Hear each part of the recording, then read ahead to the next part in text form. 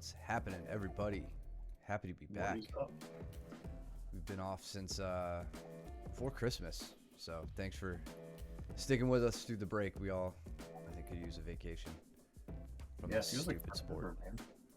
Yeah, it has been a minute. What's up, James? How you doing, bud? What's up, Josh? You made it, man. It's early. Everybody's here. What up? What up? Cool. So we're gonna start off with something a little different. We have had the good fortune to have James send us some footage from his training over in Thailand right now. He's over training out of the Fairtex gym, which is a really popular. I mean, Fairtex has been around in the kickboxing world like forever. So it's cool to see our boy over there putting some work in. So yeah, let's get into it. I think I'm on the right screen. There we go. So red, the reddest. What's going on, guys?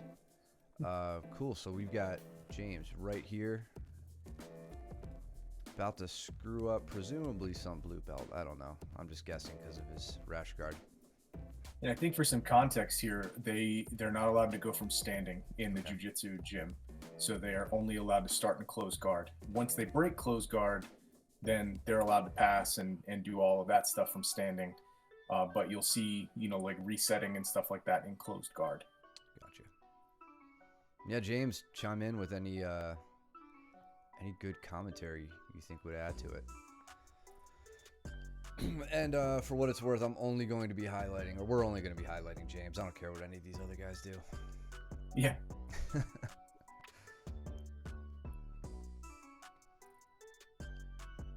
And I think after one or two of these rolls, we'll get into Monday's footage, so stick around for that.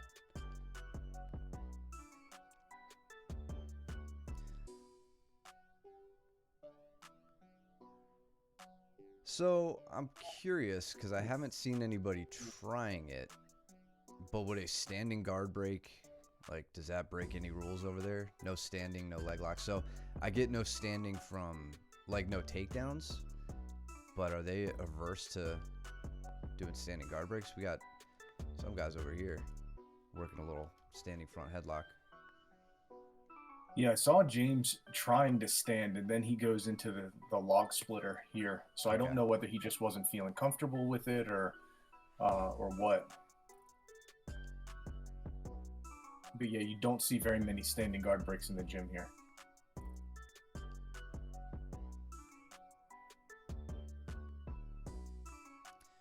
Mats are a little slippery. Yeah, it looks like Dolomer mats, which... Yeah, they're slick looking. Yeah, I don't know what it is. Like, our mats, our Fuji mats, as sweaty as they can get sometimes, it seems to evaporate pretty quickly. But I feel like Dolomer just turns into a giant puddle. I'm going to skip ahead a little bit here.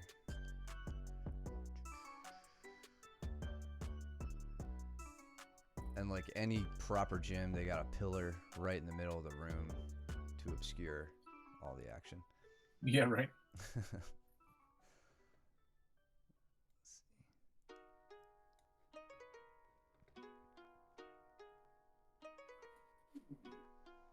All right. So he's starting to go right to a standing position, reaching back. James is taking advantage of that wall there. Let's see how this guy's passing game is against James's guard. Nice. Going up for that Kimura. I thought he was sneaking around you there for a second, but you seemed pretty intent. Yeah, as soon as he puts his hand on your hip here, I think you recognized the opportunity you had. You had kind of stopped him with your left hand long enough for him to maybe rethink things, and then all the while you're starting to set up your Kimura way up over the shoulder, just like Luke always likes to do it, and then using it for a sweep and hopefully a finish.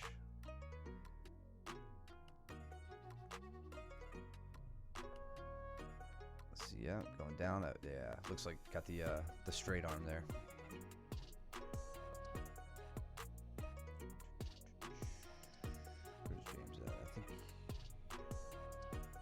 with somebody else? Oh, there we go.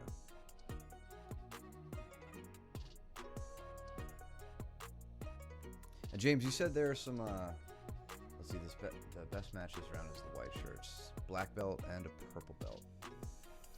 Out of curiosity. Oh, okay, these guys.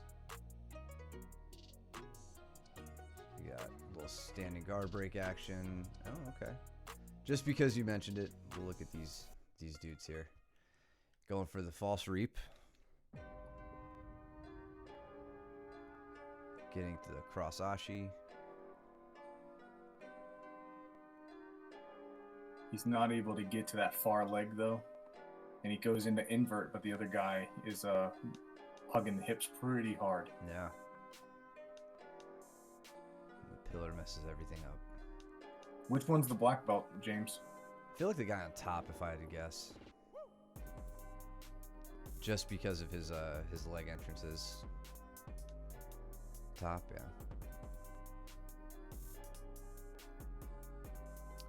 Yeah, That's a nice Austin. sit-out. They have to start in close guard apparently. Ooh, with the standing guillotine. Alright. So the guy giving you a little bit of trouble there as you set up your standing guard break, trying to hook that leg.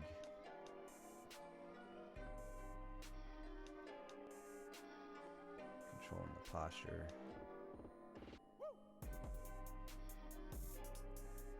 He's going for the Kimura too, but I honestly don't think that's too good of an idea. I mean, like, you can hit Kimuras from close guards, but his ankles were so locked, like his legs were completely locked, so he's not going to be able to get to the angle he needs to really make that effective.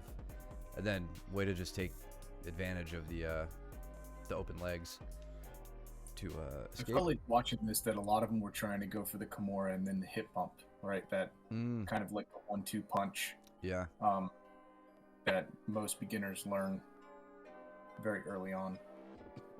There's a standing guard break going on in the guy in blue, with the guy in blue, but he decides to step over. I don't know if I just saw that. So he stands up. That's so scary when they go over like that. I hate when people do that to me. Like, it just puts Yep. it puts your neck in a really dangerous position.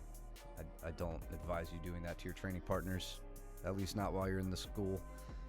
Do it in competition.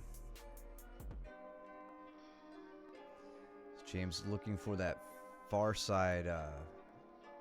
I think you're looking for the arm triangle set up there. It looked like you were trying to bump his arm up a little bit to get wedge your head underneath his arm, and then you could work on head and arm control and then switching sides and all that stuff. Oh, half Katame Waza in the chat for the first time. Any guess who that is?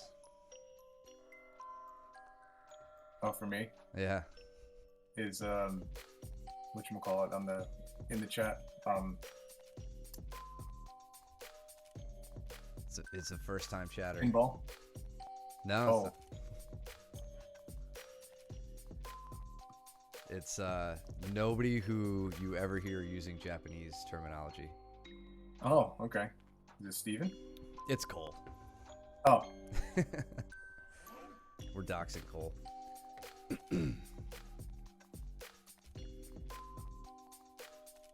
How'd you get him to join into the chat? I forced him to follow us a long time ago when we started doing this, and then he's never in the chat.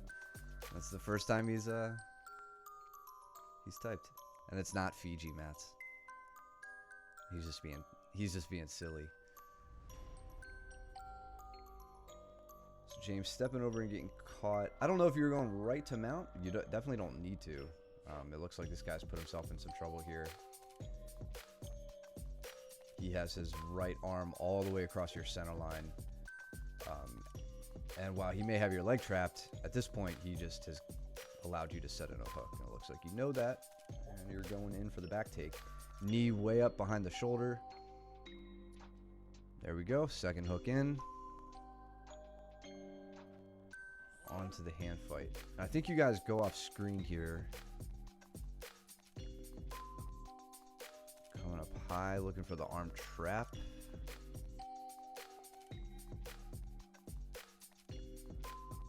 Yeah, we're going to scoot ahead because I know you guys go off screen. But, man, you managed to keep the back for a while there.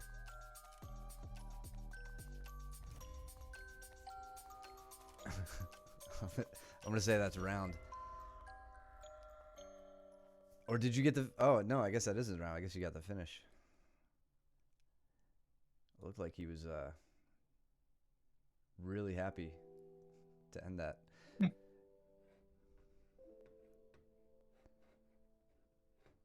Oh, What happened? I can't see the chat for my computers having problems. he said the guy made a pain sound, so he stopped. Oh, What's up, Cam? How you doing, buddy? damn. Long time no see, man. Looks like you've been doing great wrestling, though. Congrats, man. James said not everyone speaks English. Nah. Makes sense.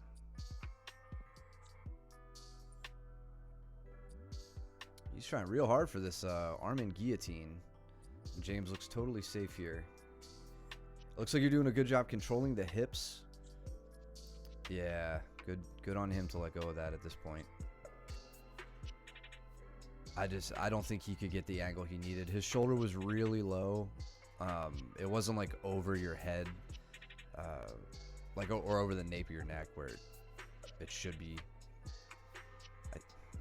I don't know. I'm so bad with arm and guillotines still. It looks like you got his back again. He's one of the few. Yeah. What's up, Deathcore? Yeah, we're highlighting our boy James here. He's over in Thailand training out of Fairtex right now for the next couple of months. So we get to watch him with a few new guys. See how he stacks up against some other schools. Cam, what's going on with wrestling, man? We see you see what your dad's been posting. Looks like you've been smoking people. Is the season over? The season's got to be over already. Or maybe, I don't know. I never remember. Maybe it's an early, early in the year. Yeah, it was. I think that's a fall sport. Okay.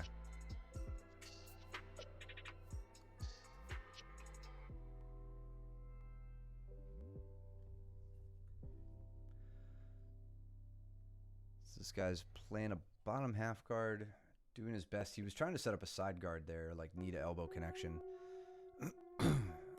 Came up with his head fully exposed.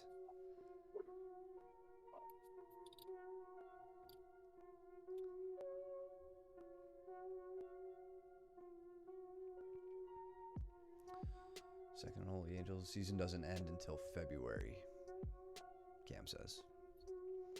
Woo! As soon as I look away, how slick. James gets the Kimura trap.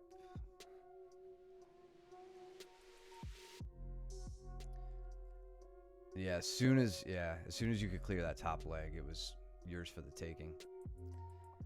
I like that you're going for the rear triangle position, not just I think people forget. Oh, there we go. Oh yeah, I saw this one. People forget, you don't just have to sneak in on the back. You can get up to that rear triangle. The head scissor, which James just did. If you can capture that far arm with your legs, you get into the side triangle, Yoko Senkaku. Yeah, the Kimura trap is a super versatile entrance.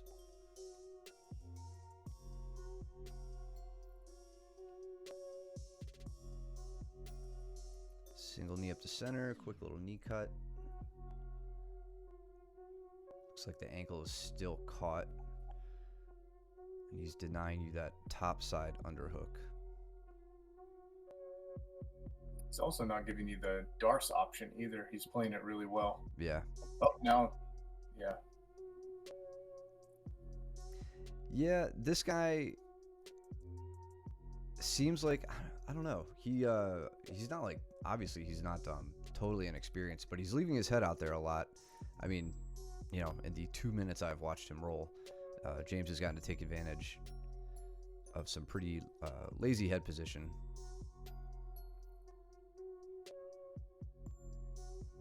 Good chest to chest pressure. You got the far side underhook.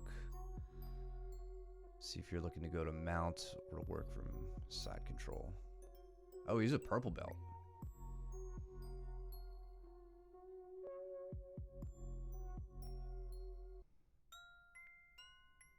Maybe he just feels comfortable with his guillotine escapes then. Because for what it's worth, you haven't guillotined him with it, but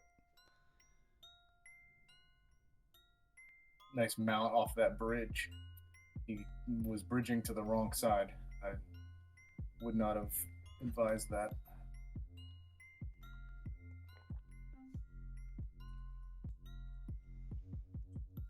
not all belts are created equal. Yeah, man. You could say that again. Yeah, Joe, remind me at class, man. We'll go over the side triangle with you.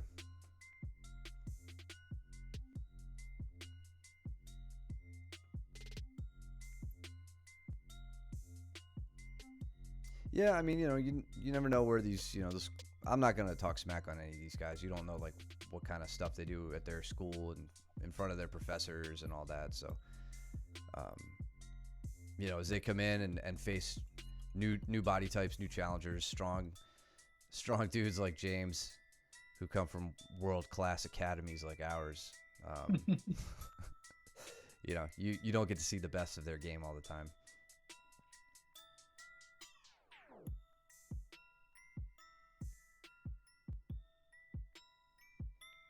Hell yeah.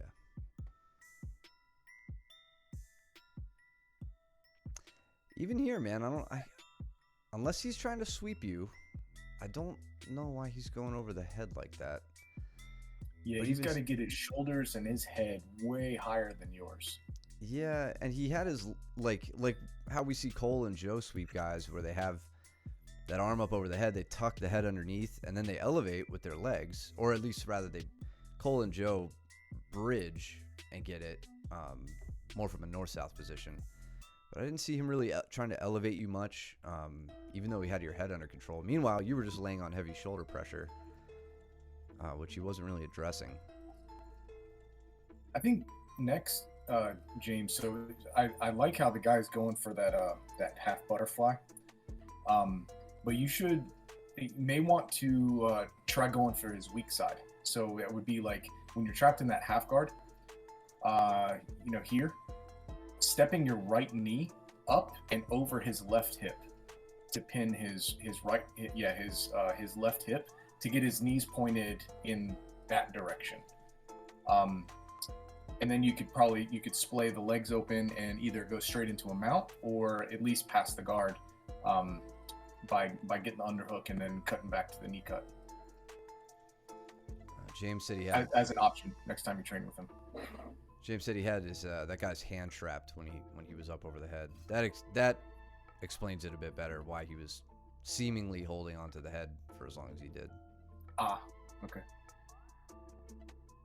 Even so, man. I mean, like that's what happens when you hold on to the head for too long, as someone's passing to side control and you have a headlock. It's just wouldn't expect that mistake to be made.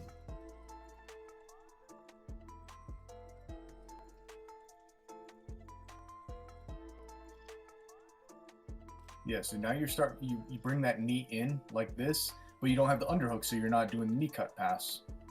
But basically that same movement as where you just went to go stand up, you can just use your right knee to pin his left hip down and start getting him turned the other way.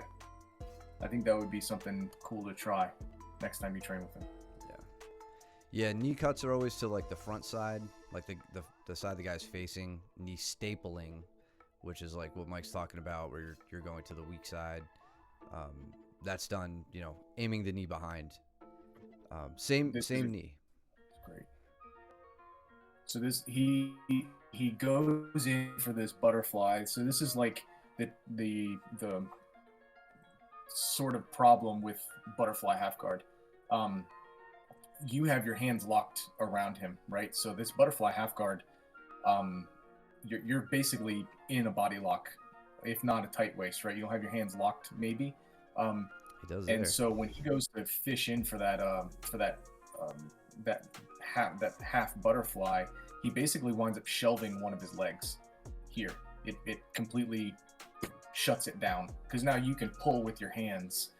You create a little bit of space and you donkey kick back and come straight in and shelf his other leg. That was a really good use of basically just modifying your body lock passing. Yeah, and you know, if I was his opponent, I'd be focusing a lot more on controlling James's head and trying to keep him low on the hips. Rather, here he leans up, gives James the space he needs to connect his hands around the body, and then you see James pulls himself forward, pulls the guy underneath him, and hops over or steps over that last leg that was the remaining barrier. Yep.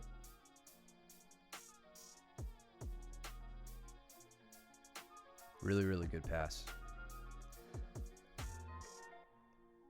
Got that arm trapped, opening up that far side right for the step over.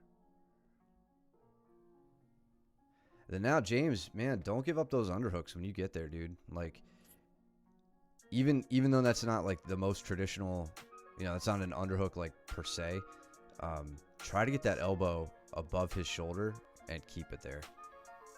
Don't just give up on that. And don't try to prematurely get to the back either.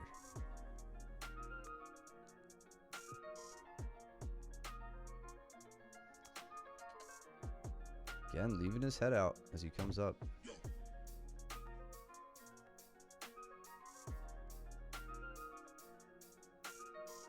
See how James handles the top pressure. So I don't think we've seen James dealing with top pressure too much in this footage. At least not for too long. He just Kimura's his way out of it. It looks like that's the round. Good stuff, man. This is cool. I know we got another one from you. We'll check that one out on a future stream as well. Keep them coming, man. Whatever cool stuff you capture out there, we're stoked to go over it. Really cool to see some different gyms and some different styles and all that. So thanks a lot, James. Thanks for sharing it, man. I just want to let's see. So we've got Cole and Josh. All right, sweet. We'll maybe we'll go over that one either next Wednesday or on Sunday or something.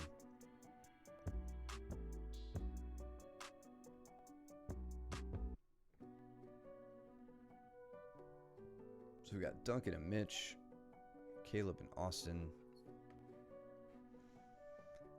They miss you too, man. It'll be good to have you back once you get back here.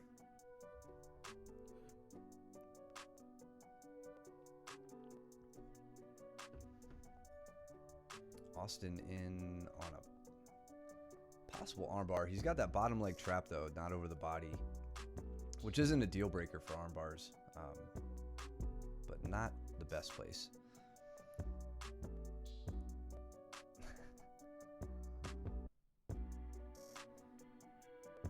What are Josh and Cole talking about? Okay, Josh is working the arm triangle. Dude, you represent so good, Austin. You're the cutest. It's the only reason he joined the chat, is to check out his gear. Yeah. See how it looks on camera. It's very slimming. Yeah. You do need that. That's just Austin. Never mind.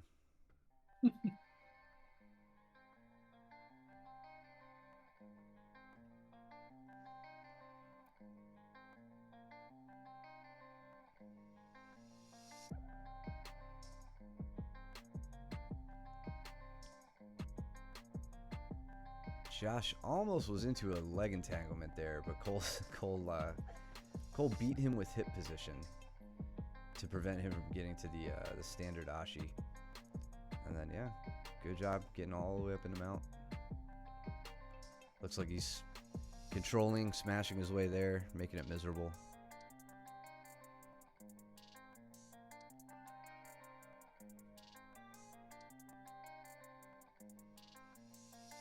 think we got Joe and Steven up in the corner.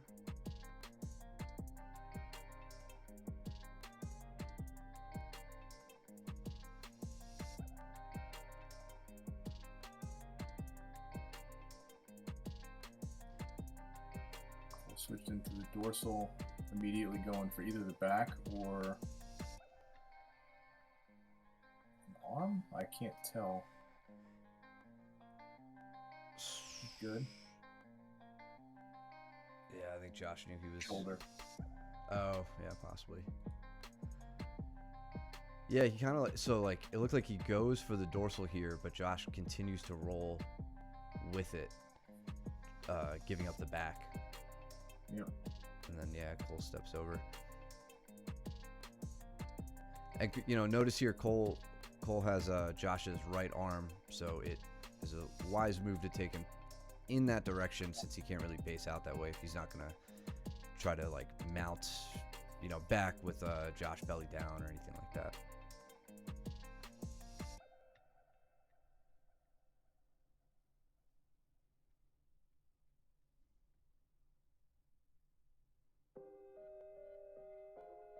So Mitch has this front headlock position on Duncan. I'm curious to see. Okay, so he drives forward.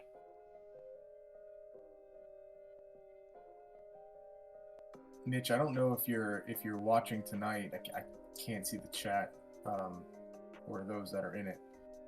But you can always go like, it's gonna sound really obvious maybe, but away from the feet or away from the post. So like Duncan had his left foot posted at a 90, like his left foot was flat on the mat and his knee was pointed up, right? He was based out really, really well. You can always just go, directly perpendicular to his knee line and just start shooting out. So in that case, it would be you basically going back towards the television screen and sprawling backwards in a way. Yeah, and sprawling back if you wanted to snap him down that way. Here is good, right? You're putting him down on his back, but Duncan does have the opportunity to get his knees in and regard and do some things. It kind of just leaves you open a little bit. That's all.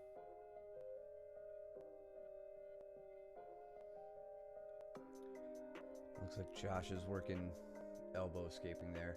I don't know if this is what Cole was telling you, Josh, but so right here, it's elbow escape for a reason. Your elbow has to be inside the knee.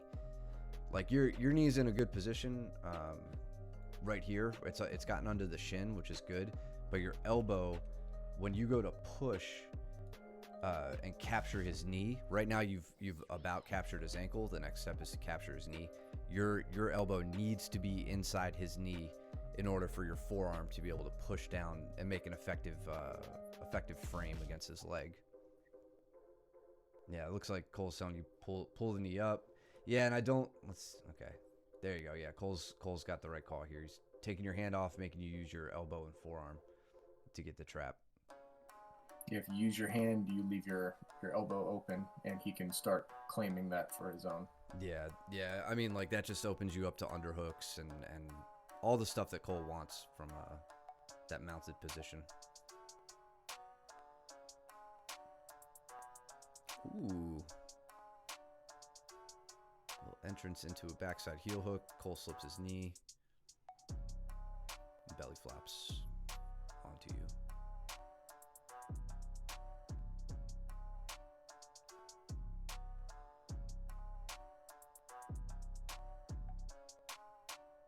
Now, Steve and I have a fun start to this round. He about breaks his arm falling. According to him, I didn't realize.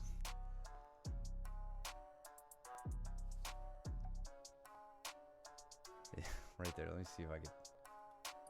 It's a fully extended arm as he went. So right here, he gets behind me and starts chasing me. So I just kind of lower my level and try to trip his leg out from under him. Kind of like a Haragoshi, like a real shitty one. But then, yeah, right here, he plants his arm and he was like, ooh, that's not good. Unless his arm. Yeah, was the left arm? Right it was the left arm. The left arm that's under me. Yeah, that looks like a terrible spot. Yeah, because I guess I had like kind of an overhook from like a reverse overhook. On the forearm. Yeah. So now as it lands, Oof. and my body weight's coming down, his elbow's in a little bit of trouble. Good. I'm glad nothing catastrophic happened there. And I got the takedown, which is all that matters. It would. And you know I would do that too. I would turn it into a GIF. I'd make it one of the animated emojis or whatever. Yeah. I'd get rid of our bone snapping emoji. Replace it with an actual bone snapping. Hell yeah. Yeah, we need you guys to make more really bad mistakes. I want to use all of your injuries for emojis. So that's what I think of you. Yeah, that's Joe's thumbs up. Yeah. Hand down.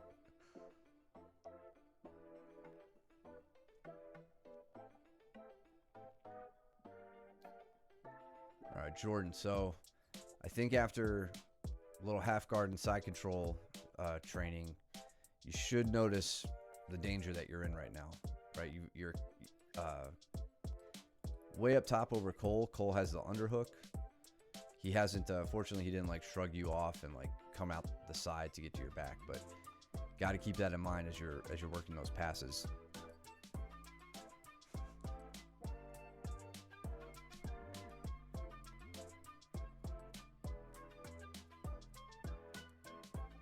Josh head throwing Joe around. There we go. Jordan working in. Good.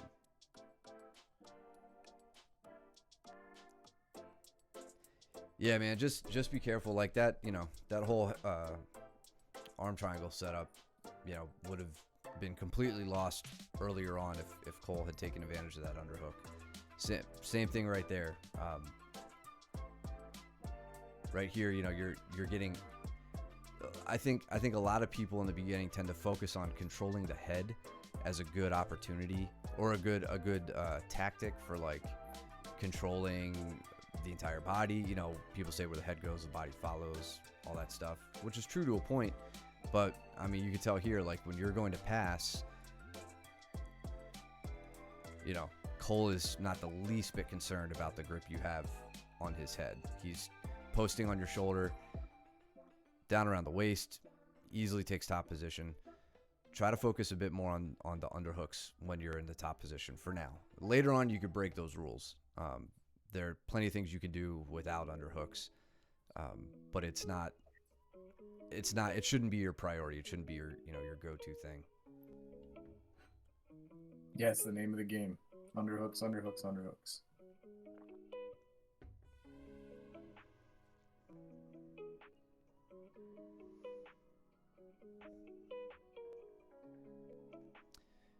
Yeah.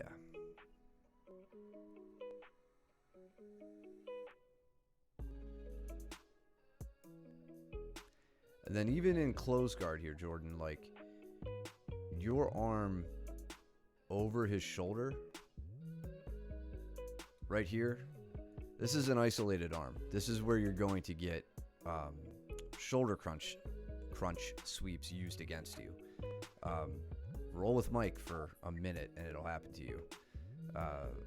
It's just you don't always realize, especially like in a position like close guard, how you can leave yourself vulnerable sometimes. But that's a big one. You know, you're better off just getting your posture back, working the standing guard break, and going from there. Can we rewind a bit and see where? Because I was wondering the same thing, and I saw Austin put it in the chat. But yeah. Austin gets a sweep right here with a double over. No, over under. Okay. Over under double leg. Oh. Yeah. He built up hip height on you. I don't even know who you. I think that's Charlie. Charlie. Okay. So yeah, and it looks like Charlie keeps the roll going here. Like he kind of bases, like he shoots his underhook up. He's not really bridging too hard, but he's sitting up as he extends his underhook.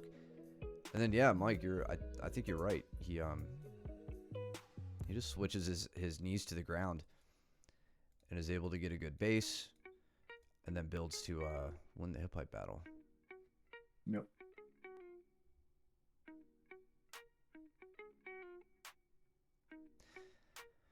Yeah, and I'm like, if the next question you have is, well, how do I keep that from happening?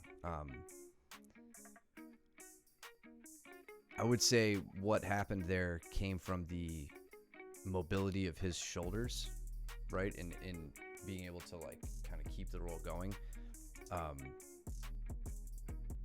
Maybe, let's see. Just want to look at it for a second. As you come up and over, I don't know. This could be a size thing too, like just a size discrepancy between the two of you. I would try my best to keep your head planted. You know, basing with your feet here, getting your hips up high, and keeping your head as low as possible, and keeping that upper body connection really tight. If you start to sit back at all, which it's kind of hard to tell, just because it's a quick motion. But if you start to like bring your hips towards your feet at all, like you're giving him everything he needs to continue his rotation that he's doing. That's total shot in the dark as to like the physics of what was going on there, since I can't feel it. But yeah, we could talk about that at class. Oh, Luke. Yeah, we don't have to talk about it right now, but maybe if you train tomorrow, I'll be there.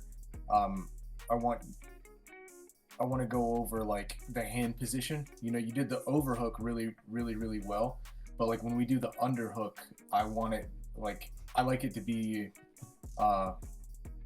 deeper, right? Like a stronger underhook, to where I'm almost giving a high five rather than you're cupping his back. That gives him the opportunity to continue the roll a little bit more. Whereas if you had your hand all the way out, it would have immediately planted on the mat and given you a little bit of base, I think. Watch Steven almost throw me. He's just asserting his dominance. I like how he calmly takes that into a back take, though. Like, it was, no harm, no foul. He didn't continue to try and crack you down and get you into that position. He was just like, okay, he's not going down. I'm going to pull him straight in. And he took that opportunity. Yep. Yeah, he wanted to hit it. Go I'm ahead. sorry. Go ahead. No, go ahead. I love the way that he was doing it. It's not quite the high ball ride, but how he's stomping his foot down on the mat in order to keep you in place. His right foot going down to the mat. That puts a ton of pressure on your thigh. Yep. Can confirm. That's crazy. The high ball ride is generally when you cross your ankles, and then you take, in this case, it would have been Steven's right knee and fold it over top of Matt's right hip. And he doesn't opt to do that. He almost goes into kind of like a scorpion lock or a crossbody ride type, without crossbody control. And I thought that was a really interesting way to maintain the back. I like that. Yeah, he was he was trying to twister me. All right, that's I think the second time in this round that he was looking for it and taunting me, whispering it in my ear. So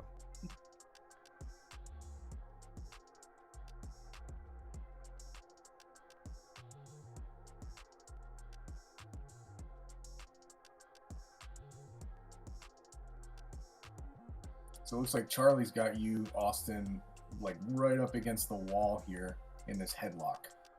So I imagine you're trying to get him away, but you can't because you can't sneak your head out and push on him at the same time. There we go. And now you're back to out of that stuck position.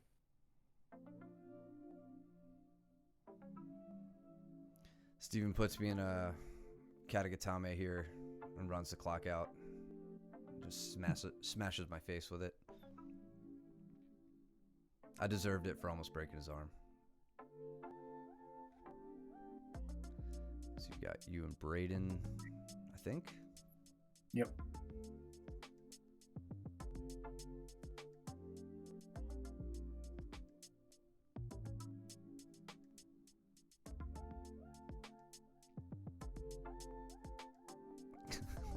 Luke's assaulting Brooke. Good knee pick, Steven. That was, I mean, like, that was exactly what we were talking about the other day. Really, really good. Just a low energy, low risk sort of move. Good control on the head. Drive. I mean, like, I like where you're looking right now. Driving through Duncan's neck. Short little reach for the leg, and then just pulling with the head down, pushing with your, or pulling his head down with your arm, pushing with your head, and then guiding over the leg. And then immediately past the guard. Duncan's got to struggle here to get his guard back, but you're doing it, or you're making it really difficult keeping things in north-south. That was great. I mean, it's whatever. I would have felt really bad if your arm broke. See how Braden breaks you down here. Oh, he doesn't. You roll into into cross-ashi.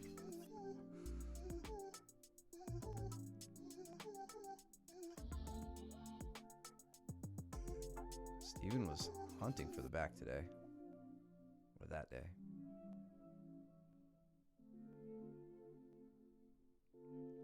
Austin, if I miss your calf slicer, say something. And I'm convinced, man, I don't know what you think, but like, I find heel hooking Austin so difficult that I think it is because his legs are a mile long and my torso's not. And I think I'm just going to switch to knee bars on him all the time. There was the... Well, what happened there? Was that a knee bar? No, this was a calf slicer. So where's the pause button? There oh yeah. Oh shit. Yeah, that looks terrible. Yeah. So like, I did not realize I was in any like imminent danger here. I get up to here and like, honestly, I see his knee and his leg. And I said this, I was like, I was just as concerned for your leg as I was for mine. Like, my leg looks like it's getting caught in a hydraulic press right now. But his knee was so torqued up, I'm like, I don't want to play with this. And as soon as I was like concerned about that, my own leg started to hurt, started to feel it. I'm like, yep. Let it go before anything pops.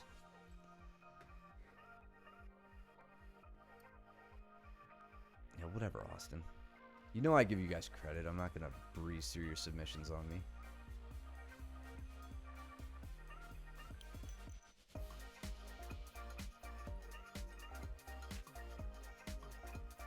Just leaving himself wide open for the arm triangle.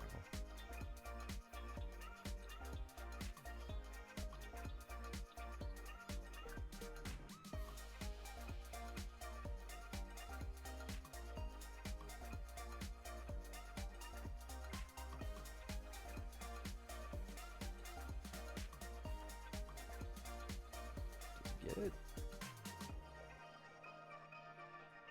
Man, Duncan's giving you some trouble here.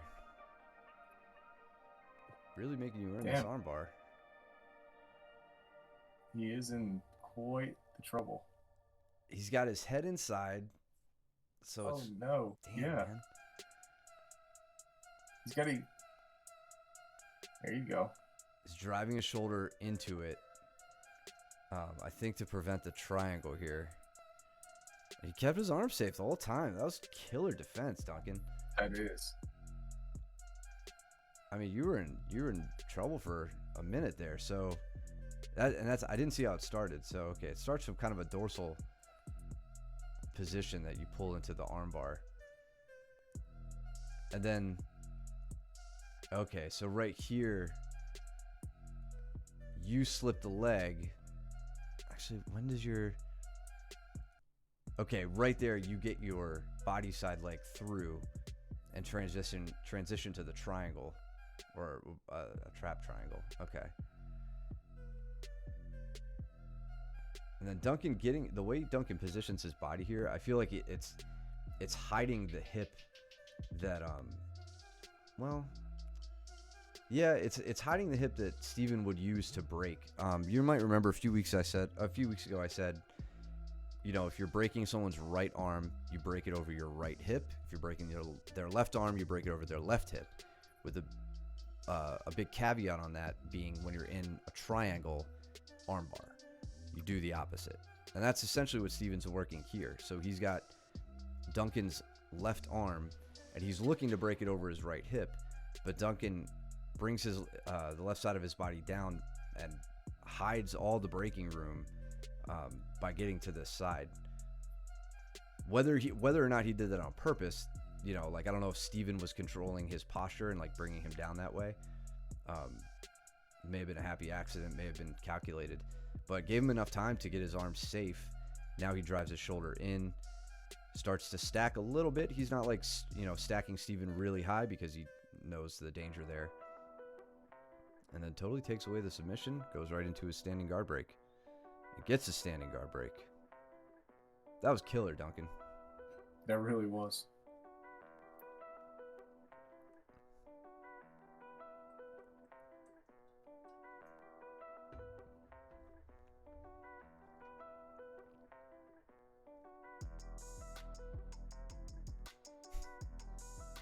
Nice Imanari attempt, Austin.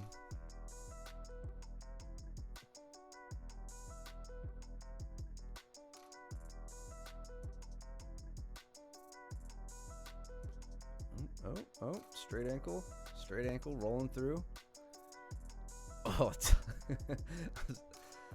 I was surprised Duncan rolled through. I don't think I've ever rolled to belly down and rolled all the way through. Someone always just rips my ankle. Yeah. That.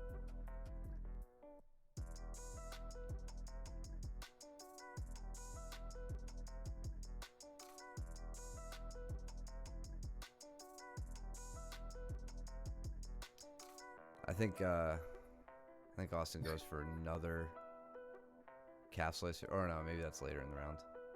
I think I did a toe hold on him or something. Did Duncan just... Oh, okay, never mind. I thought Duncan used that back take that Steven's been doing from standing.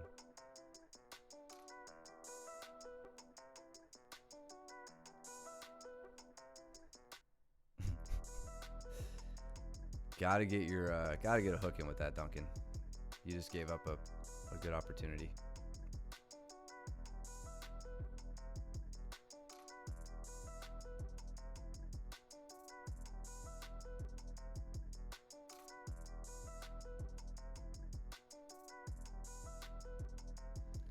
And Steven stalling out the round for the second round in a row. Pathetic. Braden Nicole.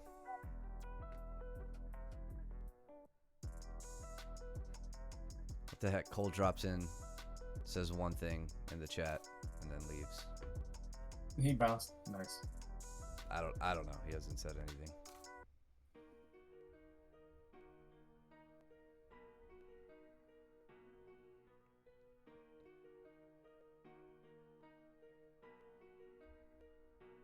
Charlie's like, this is where I can 5-point throw you, right? Like, yeah, please don't.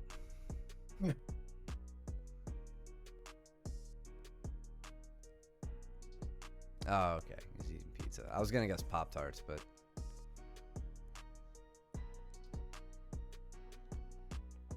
so Braden, there we go. Braden, if you're trying,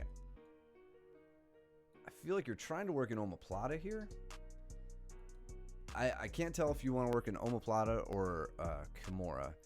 If you want to work the omoplata, you're going to need to get this foot down to the ground. Like, you got to keep it going over Cole's shoulder, like in this direction to the ground. And then there's a few other little, like, you got to make a hip shift. You want to control his hips. And then you can put on the Kimura pressure with your hips. If you want to do the Kimura from, like, the wrong way triangle or just like a trap triangle, I hate to say it, but Cole's shoulders may be too broad for you to try that. But you're gonna need, in any case, you're gonna need control over the shoulders while you isolate that arm to set up your figure 4 grip.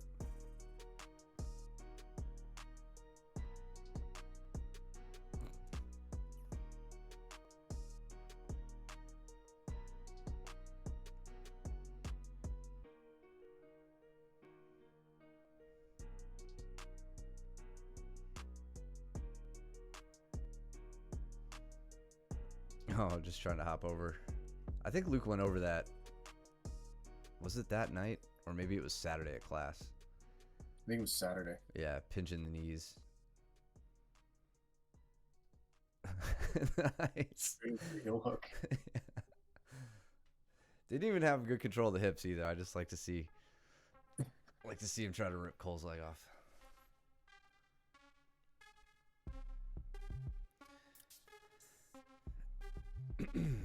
As he came up around the side there, he seemed like instinctively put his hands on Cole's knees to keep him from like pulling up to his chest, which was good, good idea to start. You're never going to get a guard pass that easily, in like a comp or anything like that, but controlling the knees is what you really want to focus on, or one thing to really focus on if you're loose passing.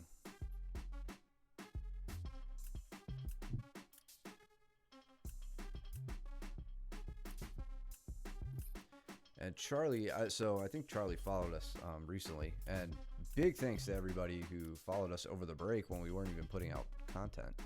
Oh, thank you. I had no idea. Yeah, I think we came back to like 120 followers.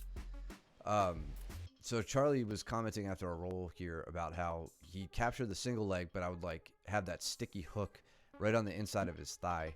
And he felt like it was shutting down his ability to take me down, which I showed him how to run the pipe, basic single leg finish.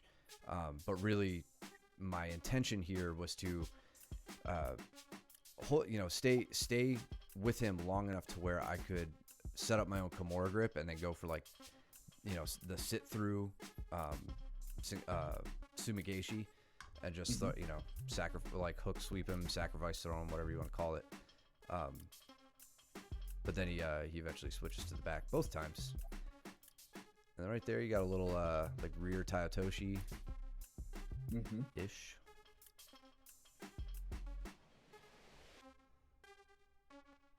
Yeah, there is no foot position I can do that's gonna shut down a single. Like there are always adaptations you can make. There are things I'm gonna be doing to like try to shut it down. But if the foot's on the outside of your body, you go for an inside trip. If the foot's on the opposite side, you can step around to the back. You can treetop me where you take my ankle up really high. If it's up the center, you can run the pipe. And many more. Those are just off the top of my head, but there are options any which way the foot is placed. Damn, Braden is totally perpendicular on Cole here. There we go. Good.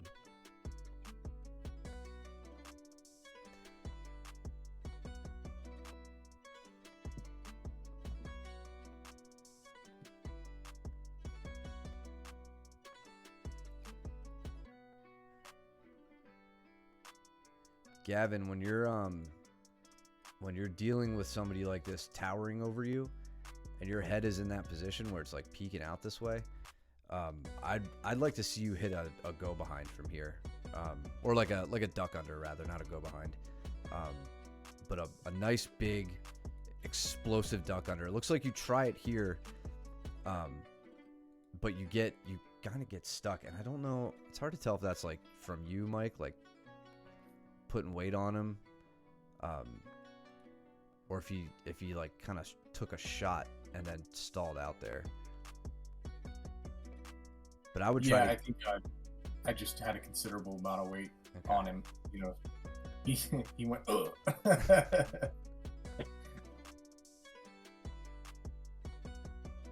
And he is sneaky. Like he comes around the back, even though so that's why I snagged the foot. So I grabbed the back of I grabbed his foot to keep him so that he couldn't circle around me. Immediate Arimiashi breaks you down to the backside and gets the heel hook. Super technical entries. Yeah. From Gavin. Very, very good entries. Yeah, Gavin, the next thing to improve with that entry, because you've got it at this point, I'd like to see you start speeding up the entry from like you get to your back, and right now we're seeing you kind of like you get to your back, you scoot in, and then you throw your legs up. I want to see you falling to that position and getting your legs up like immediately. The faster you can do that, the more successful that entry is going to be for you. So now that you have the technique down, you can work on executing it a little more quickly and cleanly to make it really effective. Jordan, what Matt was saying to you earlier, this was my folly with Cole here. So Cole pulls me in, I post on the mat above his head, and he immediately comes up and hits a shoulder crunch on me and takes me over. So that's the folly of putting your head or your hands above somebody's head in the guard position. No, Joe. Now that you called attention to it, no. Joe's getting wrecked by Brooke this round, I guess. Luckily, the pillar's hiding everything right now.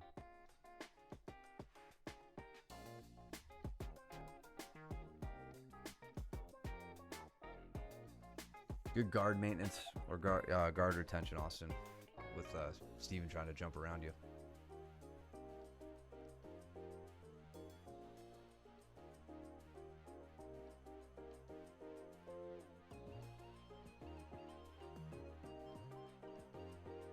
So we're in Mount, right, for this Yes. past couple weeks. Yeah, this is the second week.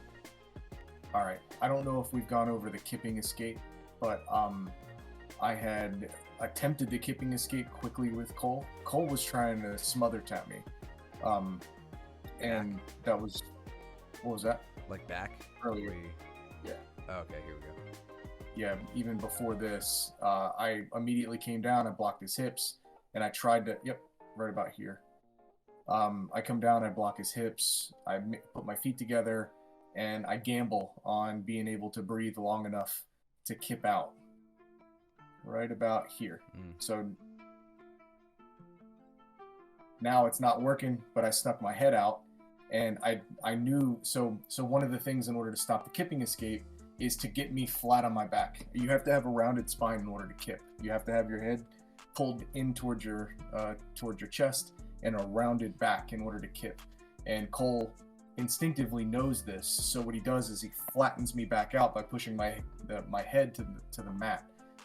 Well, in that opportunity, I got a space to breathe, and I immediately start working my elbow escape.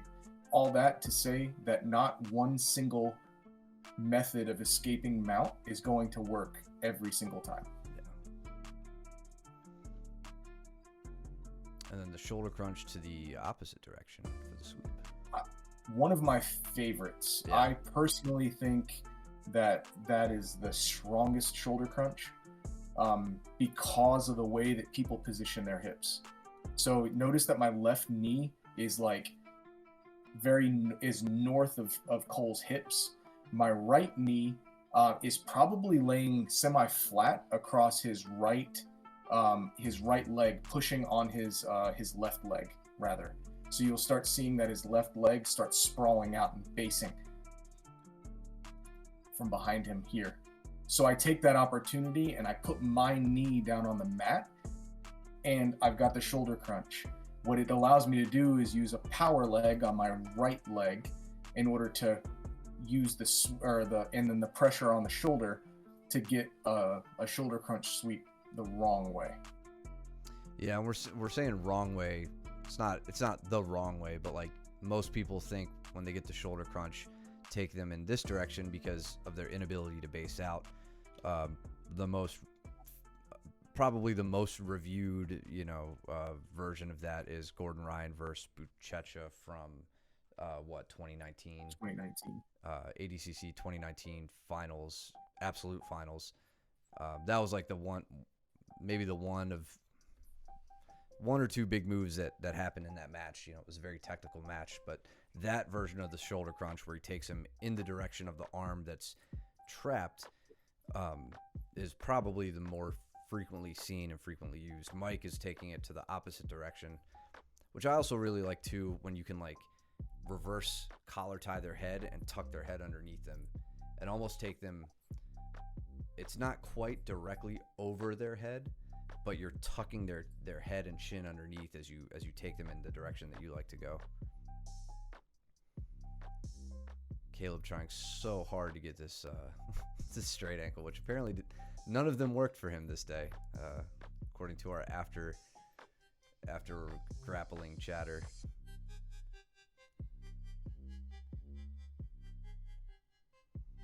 Charlie was shooting in on another single. I had to stop giving him the opportunities. What did Caleb finish that with? Give him his credit. Oh, I got a heel hook. Okay. Heel hook. A little outside.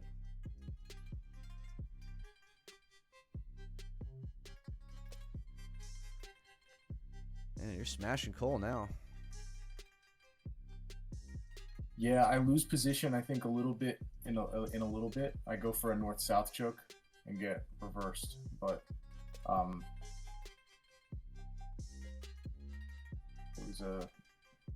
it was a battle trying to keep him in mount.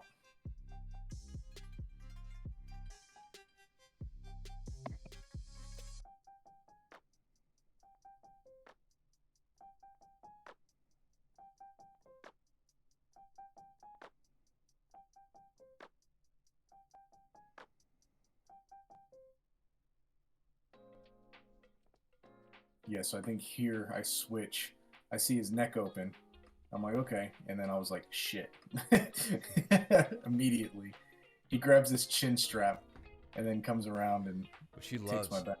It's like all of a sudden there's Velcro between your chin and his hand. Like once he gets that grip, he's pretty good about chin whipping you into place, which is so uncomfortable when he really uses it effectively.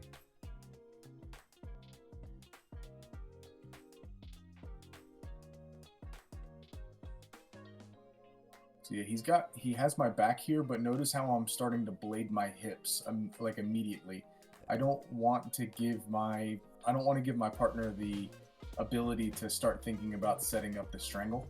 I want him always worried about maintaining hip control and leg control over me, lower body control, to keep my neck safe.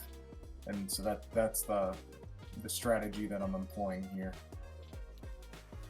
I want to step back real quick, see what happened with Steven and Austin. So Steven goes up on this Kimura. And this is where we were seeing some of the guys at Fairtex against James. Like they would go for this Kimura, but they wouldn't open their legs and they couldn't get to the angle they needed. Steven knows when you're in close guard, eventually you kind of have to open your legs a lot of times to get the angle you want. Oh, and then there's Austin with his patented, you'll never hear me recommending Kimura defense, which is handcuff yourself behind the back. You see how he connects his arms?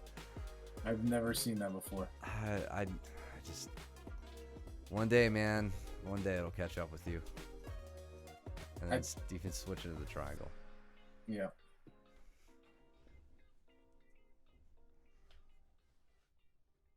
I can't recommend it, but it works for him.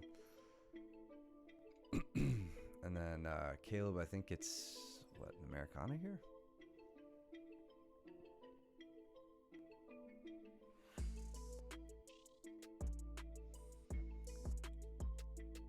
I like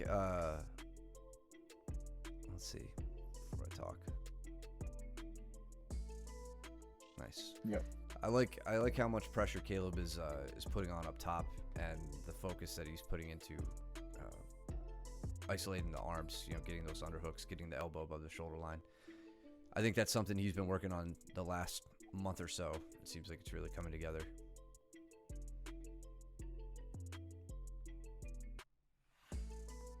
It's always nice to have an answer. I think even Charlie and I were talking about this possibly right now. Or no, we talked about it after class, but like it was nice to learn, like when I learned, you know, I get into mount and people just either buck me off, like why am I gonna bother with it? It's because I didn't have an offensive strategy. And like once I learned just how effective like the use of underhooks from mount is and like how to use them effectively, it completely reopened the position for me. And it even helps with like maintaining mount. It's not just necessarily the end game stuff. It also makes a big deal, or makes a big difference for maintaining the mount. All the more reason to establish your underhooks from side control before you get to mount. That way you're not fighting for it from an upright position or a compromised position when you get there. Big Asoto Gari from Duncan on Gavin.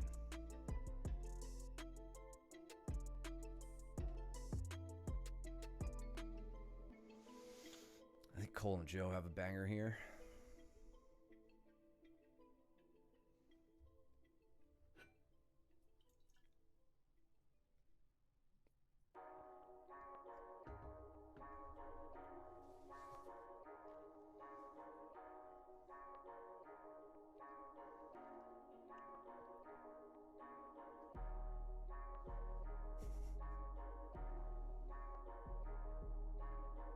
Okay, Joe on a quick leg lock. Let's see how he grabbed that.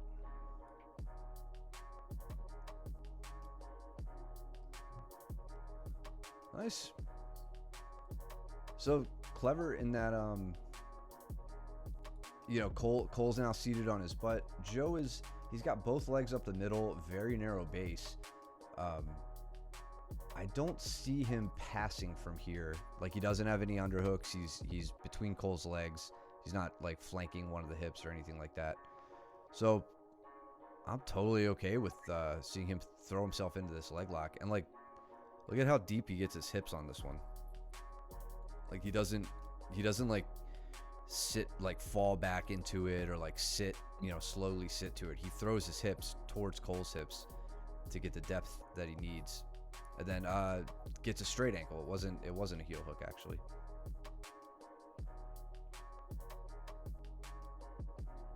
Yeah, it was really nice. It was like what we do from half guard, right? The knee step up. Yeah. Similar entrance, but just from a butterfly. Or, I mean, it wasn't butterfly. It was kind of like a... He went into like a Rimi, right? What? He went into a Rimi, right? Like in a Rimi Ashi? He did. Yeah. Yeah. Yeah, but I was saying from Cole's position, Cole was in like the opening of a closed guard. Got you. You know, legs wrapped around Joe, just not locked.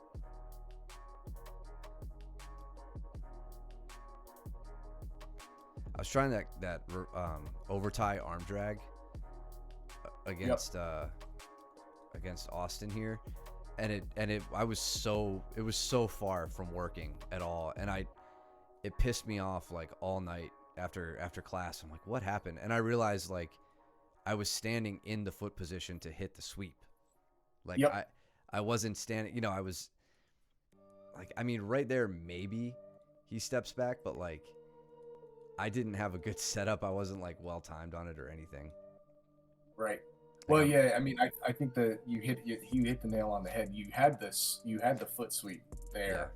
So it kind of eliminates the need. Yeah. Yeah, and I need to attempt the foot sweep before I attempt the arm drag. What did Cole do here? Gavin teaching Duncan.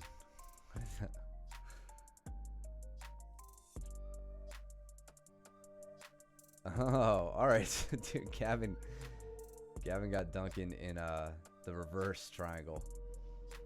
The step over from mount, reverse triangle. And he's attacking the arm as a secondary attack. Duncan's like, wait, what?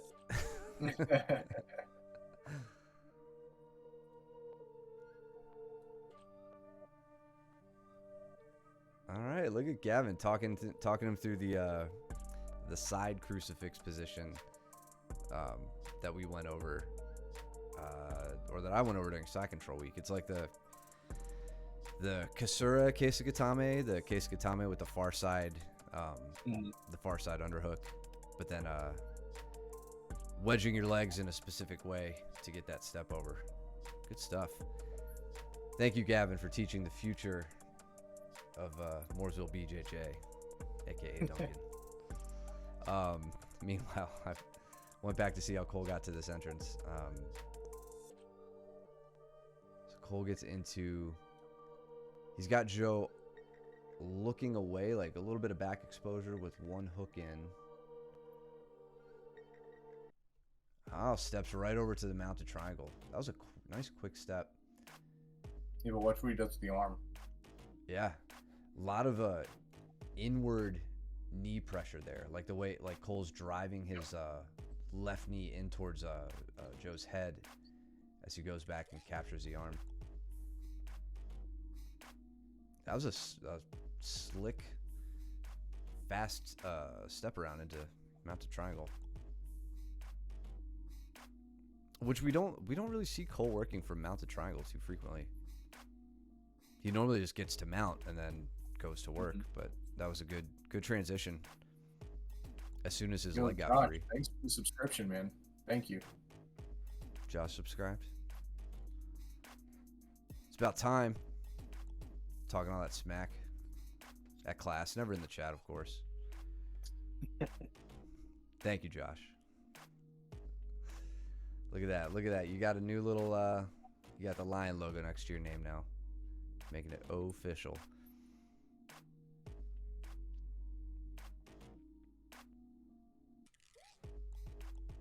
Gavin putting on a seminar with Duncan.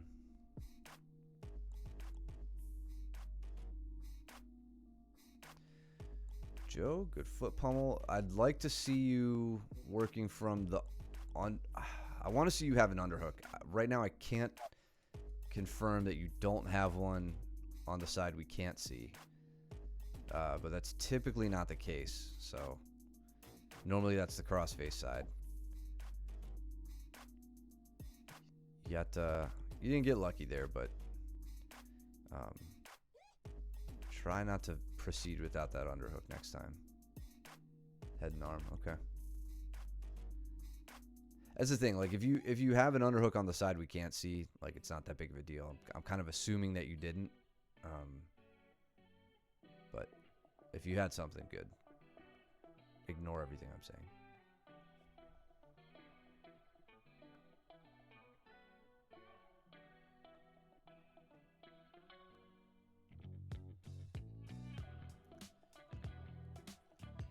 All right, Gavin, remember, think about how your opponent is postured right now. Looks like he started to make the right adjustment, but like right here, you know, Duncan's head is in front of his feet. Looks like you go for that backside trip. You're against a heavier opponent, leaning his weight forward. Best to just keep his weight moving forward, which in this case, looks like you do. You step around with that little foot trip, so good adjustment.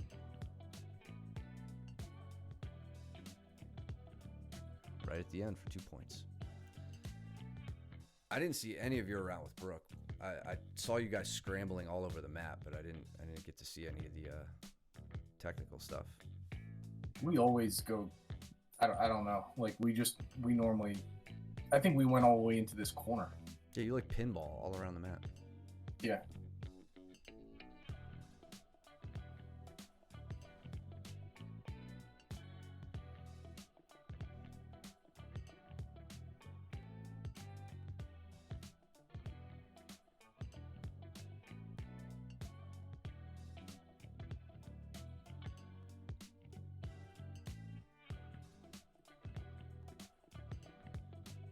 She doesn't fall for that.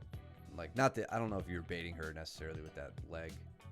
Yeah, She's like, nah, get off me. I like to leave my leg and my arm there for grips. I lead because I know she likes to. She's a sucker for establishing grips, so I go in, and when she grabs for it, I go for this Russian arm.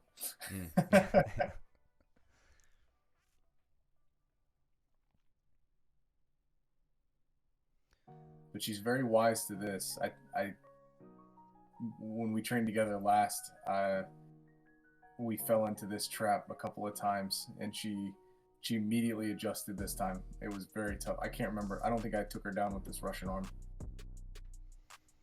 Good transition, Gavin. Back to the, looks like you're really taking to the reverse triangle. You got low single by Braden.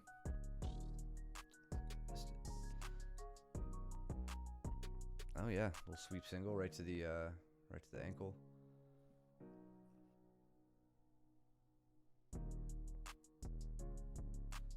And yeah, Gavin, you're you're using the reverse triangle, and I saw you were in a head scissor, which is like a close cousin of the side triangle. If you can capture the arm, it looks like you're using those for control. Even like if you can't get the strangle, you're really controlling the head and shoulder line, which is great, and that you're attacking the far side arm, or the free arm. So good use of it. I mean, that's how we see like Danny putting it to use sometimes. Definitely how I like to do it when I'm against a more broad-shouldered opponent. Oh, Brooke's on your back. Yeah, I stood up. I was gonna try and throw her off me, I thought, but she clung on.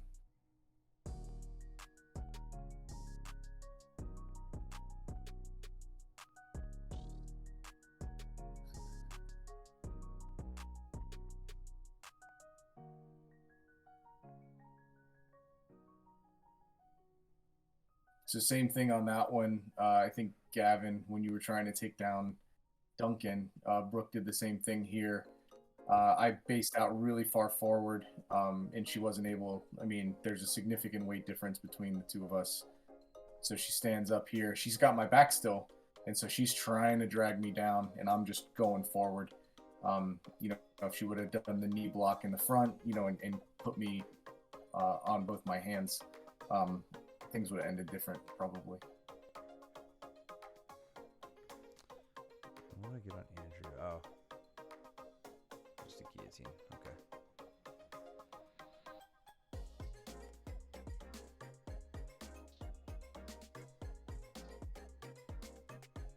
Gavin's setting up for the arm triangle. Joe doing his big bear hug sweep that he likes to do.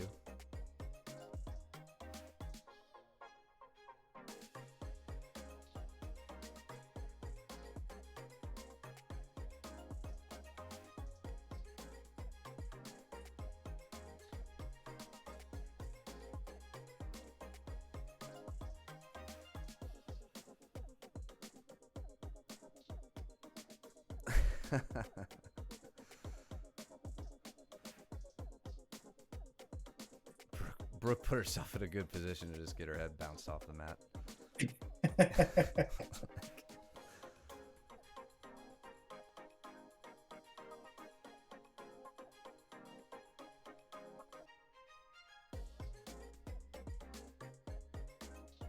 She's so tough.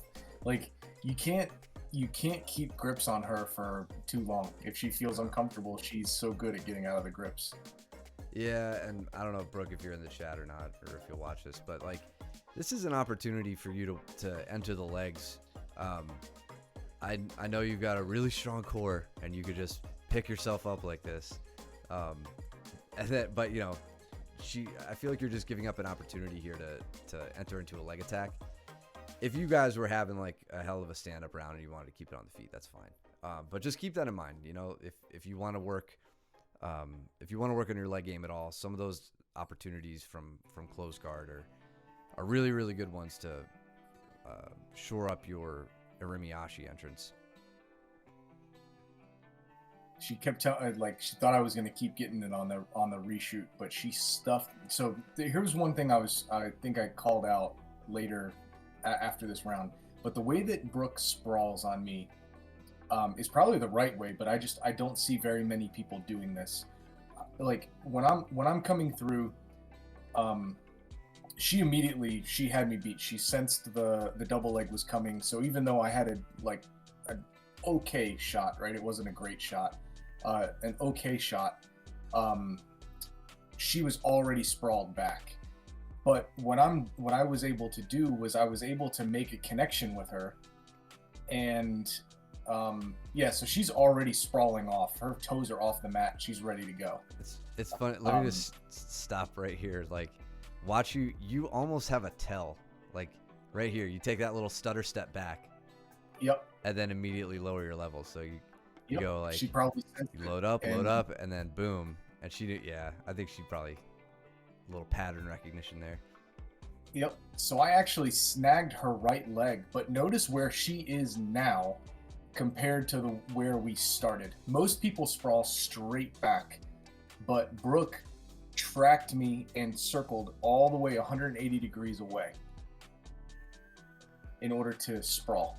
Most people go straight back, which is why I'm able to cut the angle and finish the takedown. Yeah, like she stays square with you. She keeps her legs as far away from you as possible. Exactly, the whole time.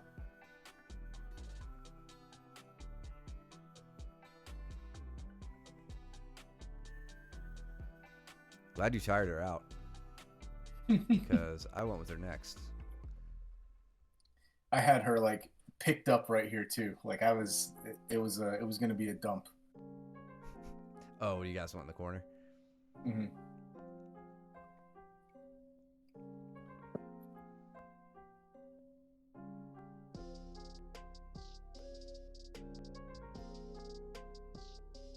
Nice. Sort of. I was watching Braden Steven.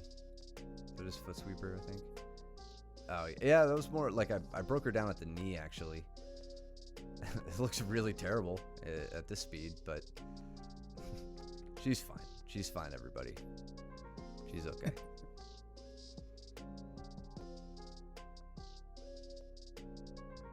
Oh god, and this was me and Caleb. Jesus. Of course, Braden was talking smack. Yeah. That's all these kids do anymore. Just disrespect their elders.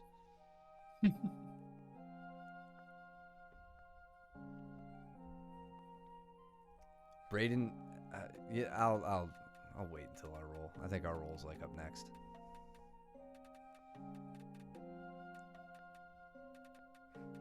So Brooke about had me thrown off here. I tried to sit and do the guard or the back entrance that we were doing during class, the one that I really like, and I was way up over the top. And normally I kind of end up like fighting from my back from here, like they extract, but I decided to just pull my leg back, like my left leg that you just saw come out, and just shimmy my hips back to the back. I had one hook in, managed to get my second hook back in, and retake the back and get the rear naked strangle.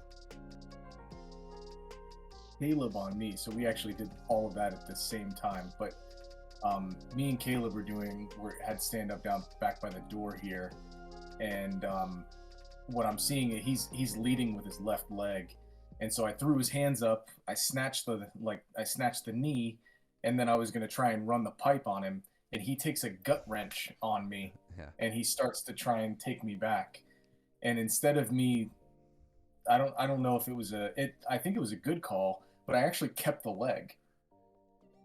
Yeah. And he wasn't able to continue to make the turn since I kept the leg. Yeah. And then I was able to drive my shoulders in and take top position. He takes top position, doesn't he? Right here? Oh. Yeah, from Turtle at least. I don't know if you guys, I don't know what happens from here, but. Oh, it's a little sit out. Just about. Yeah, I tried. No, that's where this pretty much went. This was the rest of the. Never mind. I was thinking of a different time.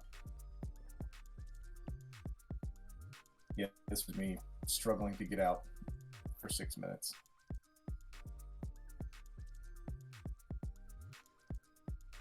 Who initiated that throw with you and Brooke?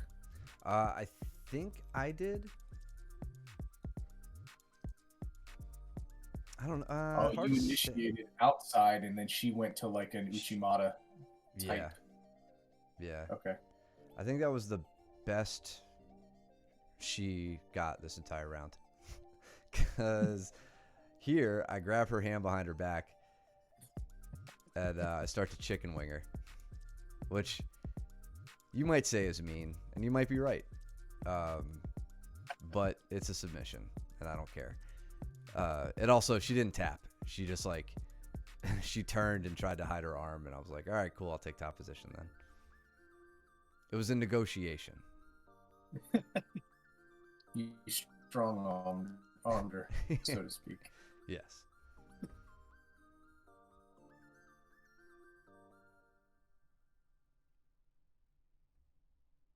And then here we're in I'm into an S mount. I got both arms in. And I believe I go for an armbar.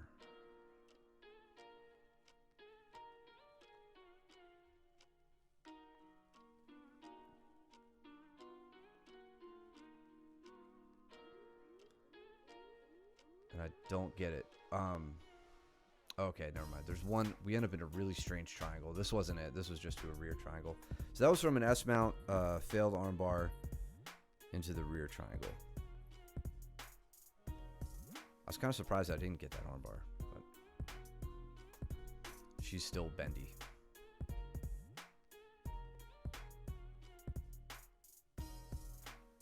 But yeah, the triangle that I end up in next on her is I don't know what to call it. I don't know which of the 5 it fits into, really. In the meantime, it looks like you've dug yourself out of a deep hole with Caleb.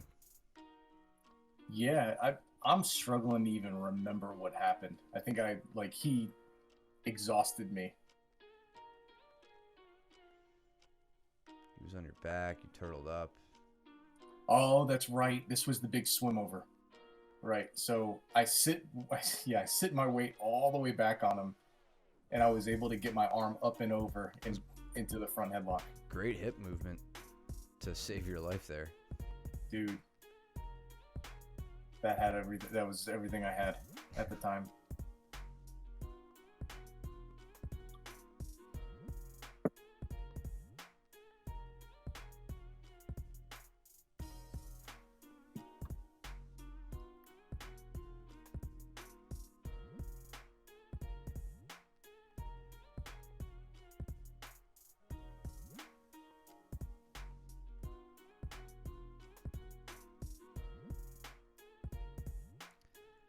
Really crappy Uchimata throw from me. You kept her down, though. Yeah. So now I'm starting to go for what Baker was going over with me a couple weeks ago. I think at least that's what it seemed like in my head, where I've snuck my knee through, and I was trying to step over her head, but I end up in this. You'll see why I don't really know what to call it. I mean, I guess it would be a reverse triangle. I've just never been in this seated triangle position before. I guess it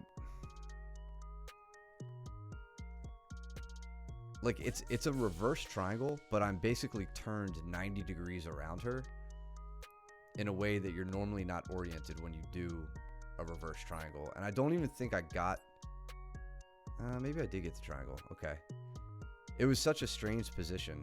I was really glad I got it on camera. That from a turtle. If you step over the person's arm, like if the person continues to take a shot on you, right, you can step over their arm and slide your leg through. So if they take a shot in their inside their arm that's inside between your legs stays, you can lock up a triangle with that. I remember I've hit that before a long time ago. It's been a minute. Yeah. But it was cool. I was happy with it. And then we go for one last takedown.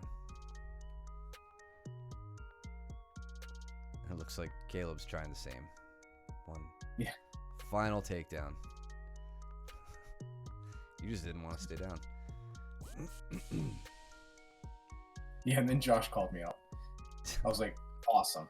Let's train. Left leg in. We went right in. Yeah, that was a strange one, man.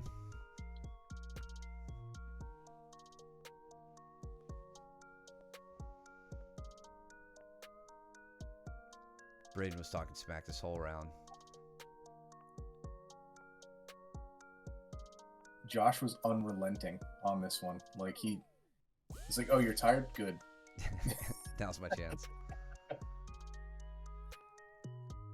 Looks like Cole's taking the same attitude. Oh, Cole really working this this mounted triangle game today. Steven is notoriously difficult. I mean, maybe it's just me. Like I can't hit mounted triangles on Steven.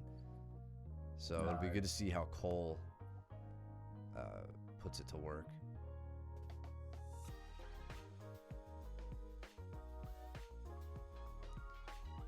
Good takedown from Braden. Hitting the rear Toshi. And then I just Makikomi him.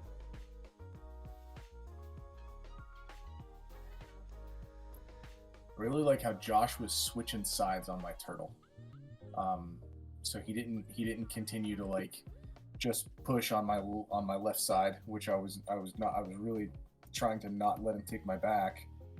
So what's he do? He switches his hips over to my right side, and he starts he switches his arms as well, which is another good thing, right? Some people, especially newer, don't switch their arms; they just switch their hips, and they get thrown over. He did not, and he came right over. Sorry, he was driving his knee in too, like exactly like we talk about. Exactly, yeah. Very well here. Then he sneaks his leg, his top hook comes in and secures the back.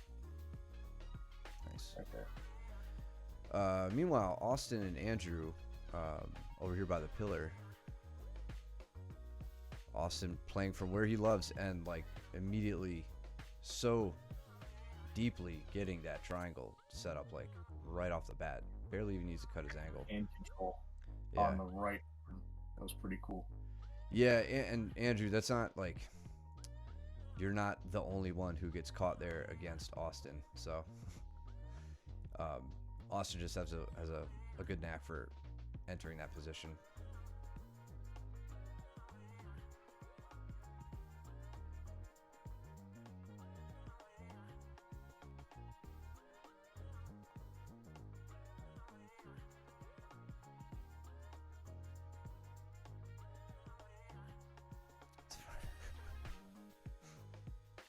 It is. Every white belt must be triangled like a dozen times by Austin in their quest for blue.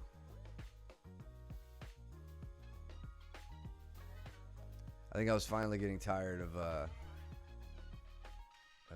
Braden here. So on Josh here, I hit the shoulder crunch the proper way, or the way that you would think. And again, it was just based off of the way that he shifted his hips. So I've got his left arm, his left shoulder crunched down, but he cut his hips to the right and left him very low on his left hip. So I just took him that way. Look at Caleb shoot on Brooke. Well, not really shoot. I guess he's kind of low. Brooks, like, what are you even thinking?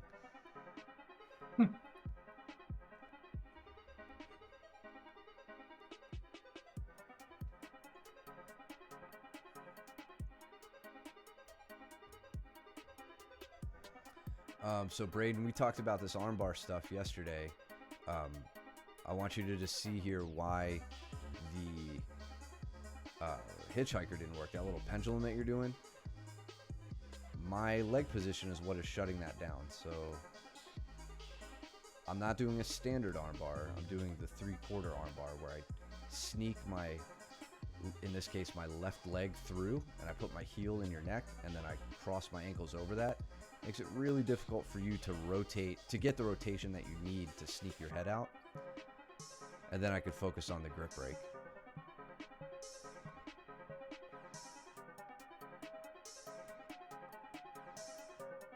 Now we're talking here about how to control the legs, when you can control the legs, when you can feel safe doing it and all that.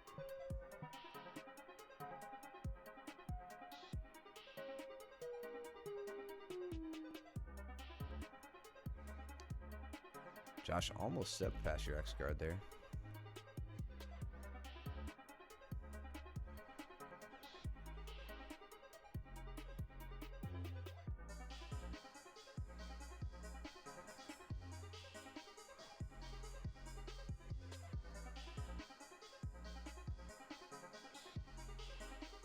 So Braden, like by the end of this round, tells me that I could probably fit in this crack. Like as just a new way to insult my my size. So I pick him up and like throw him down on the mat. I'm like, I think you could. And I start trying to like shove him into it.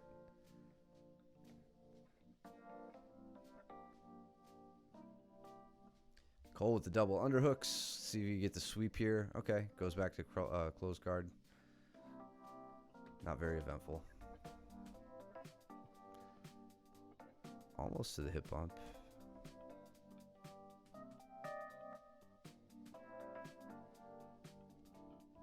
Yeah, it wasn't like... Shut up, Andrew. It wasn't as bad as Saturday, I feel like, but dude, that Monday, like, even just it's wintertime and all that sweat on the mats, it felt like everything was so sticky and it was hot.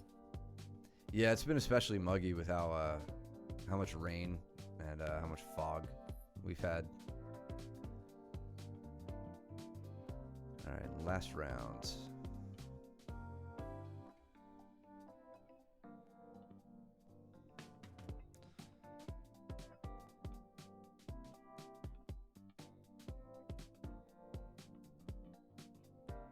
The headlock throwing me over.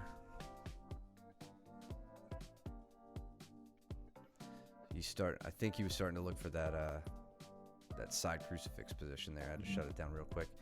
And then I teach him the Keisugatame escape that I think works really well for light guys. Yeah. Where you give them a big hug over the body and you bury their head into the mat and then you bridge hard and roll. It's one of the only moves where I'll say like bridging and rolling to your side is a good idea. Normally you want to bridge and like look over the shoulder. Can't really do that. I don't know. Maybe you are doing that here, but I feel like this is so much more of a sideward roll than like what you do during an UPA.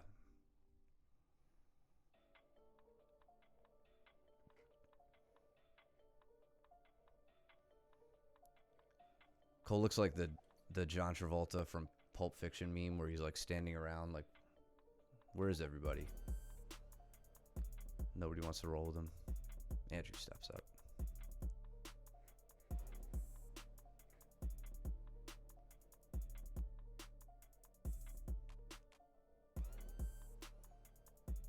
Cole wasted no time getting hip height off of that to prevent the takedown points.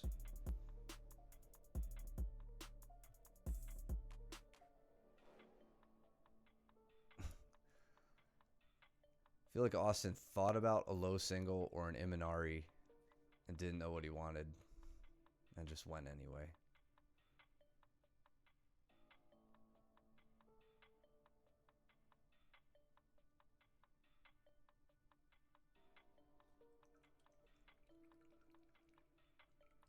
Good switch, Gavin. He recaptures the knee. There we go.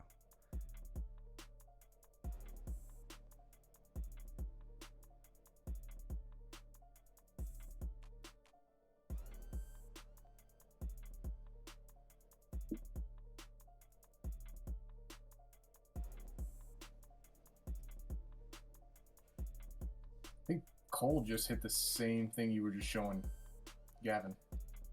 Pretty similar. It wasn't. Yeah, it was. I wasn't sure if Andrew got to Kesa there, but yeah. Yeah, you really want to emphasize putting their head on the mat. Like that makes, I can't stress how much that makes their hips so light that it becomes a pretty effortless move. Like you can do it with anybody who's like really committed to Kesa.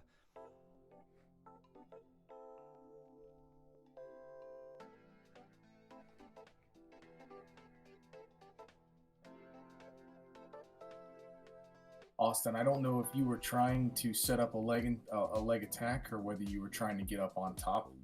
If you're trying to get up on top, I don't care whether the guy's bigger or not. Next time, grab the ankle that you just swept him on and just pick it up off the floor.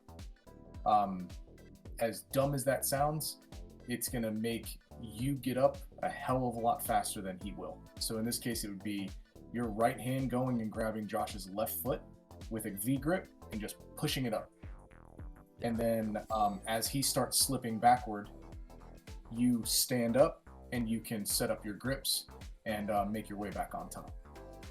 I really like this little slick ankle pick from him. Yep. Right there. That's cool. But yeah, I totally agree. That's a great point. People can't stand if their feet aren't on the ground, as silly as that sounds. Yep.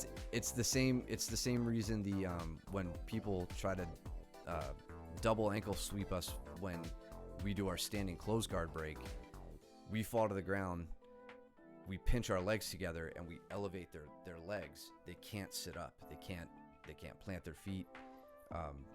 It's a good way. Big Imanari roll captured both of his legs. It's a good way to keep a guy from getting up top. Yeah, let's cover it tomorrow, Austin.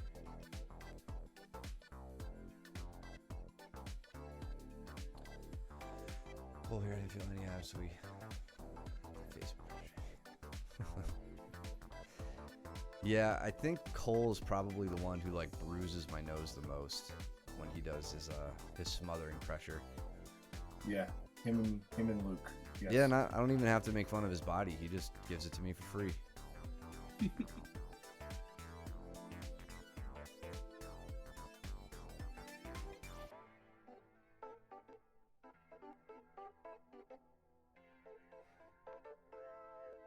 And that was the duck under you were alluding to before With for Gavin. Gavin. Yeah. Me.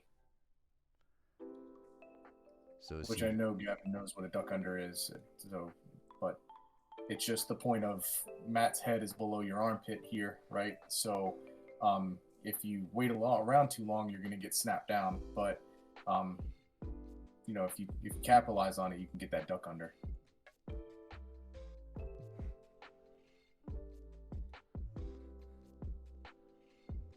Big throw. Yeah, I left school the other day with 2 bruises on my nose, and my eye felt like I had something in it for the entire night. Yeah, I love it. We talked about it a few weeks back, but like I love it, but it's gross. When your eyelid feels like it's been folded back when you're being smashed. Yeah, that's what happened when Cole was smashing me. Synthol might be a stretch. I think he just uses like whatever 5W30 he gets from the auto parts store for his synthol. Anyway, cool, great stuff tonight, guys. James, thanks again, man, for sending us your footage. Really cool to see how you're doing out there, and we'll definitely keep showing some of that stuff and checking in on you. Other than that, really good stuff at the school as always. Hope you guys learned something today, and thanks again for coming back and joining us after the long break. We really appreciate it. Yeah, you're very welcome, guys. Yeah, thank you. Thanks for joining. Thanks for the commentary too. Thanks for the sub, Josh. What else? Yeah, you know the deal. Follow us here, subscribe here, support us at coffee.com/MOBJJ if you like what you're seeing. We'll put it up on YouTube. Please subscribe over there. Really helps us out a whole lot when you guys do that. Other than that, we are wrapping up Mount this week, so make sure you get to class. Bring any questions you have. Austin, what you and Mike were just talking about, go over that tomorrow. All that good stuff. Yeah, I'll check them out probably before we even air them, James. But yeah, definitely looking forward to seeing it. Yep. What else? Yeah, anyway, that's cool. New Year's resolutions. It's a good time to stick to them. Get back to class, be energized, be better versions of yourselves, because you're all terrible, so get better. And what else? Anything else, man? That's it. Show up. Yeah, show up. That's all that matters. If you guys have, some real, joking aside, if you guys have some real goals, set aside for yourselves this year with jiu-jitsu and all that stuff, just remember, mat time's the most important thing. Be there as often as you can. get to as many classes as your life allows. And, you know, when you can't make it, you can watch these videos. You can watch instructionals. So much good stuff out there. It's all about how much time you guys are willing to put in. And the fact that you guys are here in the chat watching us after how long we've been doing this now definitely tells me that you guys are in it to succeed and keep growing in the sport. So anyway, enough of that. Go trim your nails and do your laundry, and don't be stinky. And get back to class, and we will see you guys there. Take it easy. Later.